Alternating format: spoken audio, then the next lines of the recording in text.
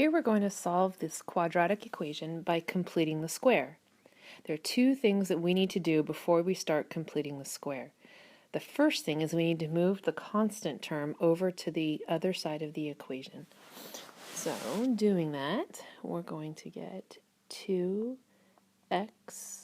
squared plus 5x equals 7. Then the second thing that we need to do is we need to get rid of our leading coefficient.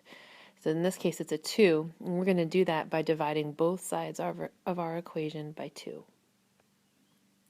Okay, now reducing the fractions, we get x squared plus 5 over 2x, I'm going to leave some space there, and then equals 7 halves.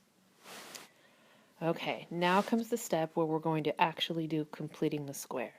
So remember, to do completing the square, you want to take the term next to the x, so the coefficient, or I'm sorry, the factor next to the x, so the coefficient of the x term. We're going to take 5 halves, and the first thing we're going to do to 5 halves is divide it in half. Well, it's a fraction, so I prefer to think of it, instead of dividing it in half, multiplying it by 1/2. So we're going to cut that factor in half to get 5/4. Okay, so we divided our coefficient of our x term by 2. The second step to completing the square is to take that result and square it. Whoops. 5/4 squared, which is 25 over 16. Okay, these two steps come from the perfect square trinomial process, and they're the same two steps we use in all of our completing the square problems. This 25 over 16 is what we're going to add at the end of our trinomial, 25 over 16.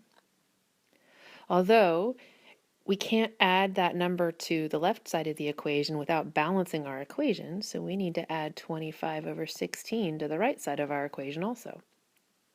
Okay, now for the whole point of this process. The whole point of dividing that coefficient by 2 and then squaring it is that now that side of the equation, that trinomial there, should factor beautifully.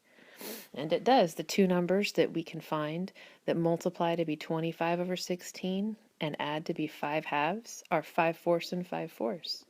So we're going to factor this to x plus 5/4 quantity squared. Okay.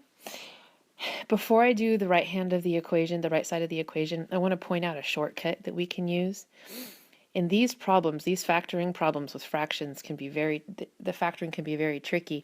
So a shortcut is whatever this multiplies to be, or whatever this factors to be, the x plus 5/4, that can be found right here at the step after we divide it by 2, or in other words, in this case, multiply it by 1/2. That 5/4 is what we'll always factor to. Now keep in mind, we needed the 25 over 16 because we needed to know what to add it to both sides, but that 5/4 shortcut is a nice way to cut down on some time. Okay, so now let's keep going with the right side of the equation. Now the right side of the equation, this is just adding fractions together. Common denominator is 16. So this will be multiplying the 7 halves by 8s to get a 16. We'll have 56 over 16 plus 25 over 16,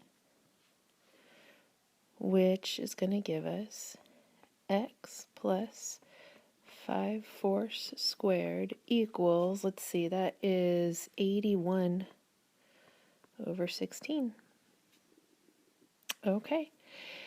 Here's the beautiful thing about that. When we have completing the square, we're always going to get parentheses squared on one side of our equation.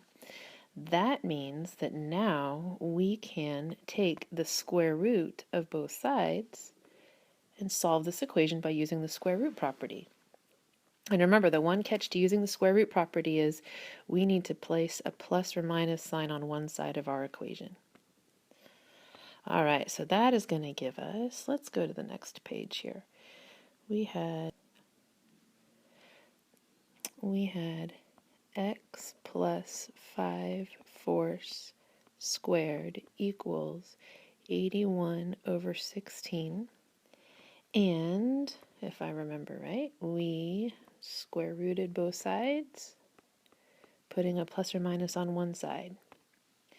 So that's going to simplify the square root and the square to cancel each other out. So we have, we have x plus 5 over 4 equals plus or minus. Now 81 over 16 simplifies in a square root to be 9 over 4. Okay, the last couple things to do are to isolate the x. So when we subtract the 5 fourths over, it is always a good idea to write the plus or minus 9 fourths of the portion of our answer in the second place, in the second spot, and the negative 5 fourths in front. So what we have is two answers. We have negative 5 over 4 plus 9 fourths, and we have negative 5 over 4 minus 9 fourths. Top one's going to give us 4 over 4, or 1, and the bottom one is going to give us negative 14 over 4, which reduces to negative 7 over 2. And we are finished.